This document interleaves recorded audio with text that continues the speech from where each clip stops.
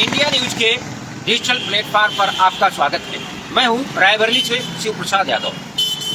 हम बात करेंगे वर्तमान जो राजनीति गरमाई हुई है, खासकर कांग्रेस और समाजवादी पार्टी के बीच। और कभी समाजवादी पार्टी की तरफ से आता है कि वो उत्तर प्रदेश में जो 80 सीटें हैं 65 पर लड़ेंगे। जैसे ही 65 की खबरें चलने लगती है मीडिया में, सोशल मीडिया में, वैसे ही राजनीतिक पारा रायबरेली का इतना गर्म हो जाता है, चढ़ जाता है।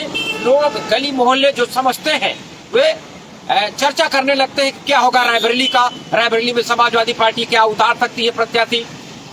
ऐसी जो चर्चाएं आज दिन भर रायबरेली में चली और चर्चा होनी भी चाहिए, क्योंकि रायबरेली ही मात्र एक सीट रही है कि कांग्रेस की एक सीट गत जो 2019 का लोकसभा चुनाव हुआ था उसमें बची थी सीट, और यहाँ कांग्रेस की सुप्रीम नेता सोनिया गांधी जीती और अभी सांसद है।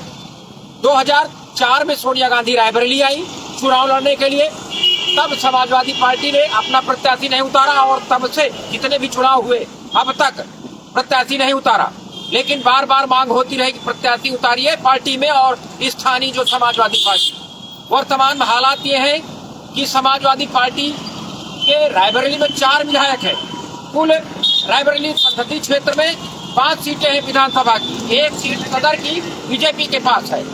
सलोन में बीजेपी का के पास है, बीजेपी का वहां विधायक है, लेकिन सलोन अमेठी संसदीय क्षेत्र में चला जाता है।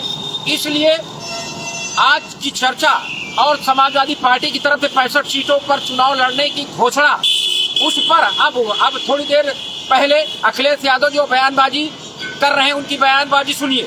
उसमें वह बता रहे हैं कि हम पीडीए और एनडीए के साथ हैं और हम लोगों का तय होगा। लेकिन सबसे बड़ा सवाल, आज जिस प्रकार से अखिलेश यादव ने पीडीए और एनडीए की तो बात की, लेकिन इंडिया गठबंधन की बात नहीं की। उन्होंने कहा है कि समाजवादी पार्टी ने जिनसे सहयोग किया उनका भरपूर समर्थन दिया, उनके हिसाब से काम हुए, ये हमारा पुराना इतिहास है। लेकिन ये इतिहास आगे कैसे रहेगा, अब इसकी उम्मीद बहुत ज्यादा कम से कम रायबरेली वालों को नहीं लगती, क्योंकि जब से मध्य प्रदेश के विधानसभा चुनाव को लेकर के कांग्रेस के प्रदेश अध्यक्ष अजय राय ने जो बयान दिया, उस पर समाजवादी पार्टी के राष्ट्रीय अध्यक्ष अखिलेश यादव ने जो तीखी टिप्पणी की थी अजय राय को लेकर के, और उस पर सीधे सीधे कमलनाथ का बयान सुना होगा आपने, कहा था उन्होंने अखिलेश का नाम कैसे लिया आपने देखा होगा। तो ये कहीं न कहीं एक टीस जो है समाजवादी पार्टी के राष्ट्रीय अध्यक्ष जो माना जाए अखिलेश यादव के अंदर बैठ चुकी है। तो ऐसा नहीं है कि भविष्य में सारे दरवाजे अब वो धीरे धीरे अपने समेट रहे हैं, जिस प्रकार के गठबंधन वो चाहते हैं।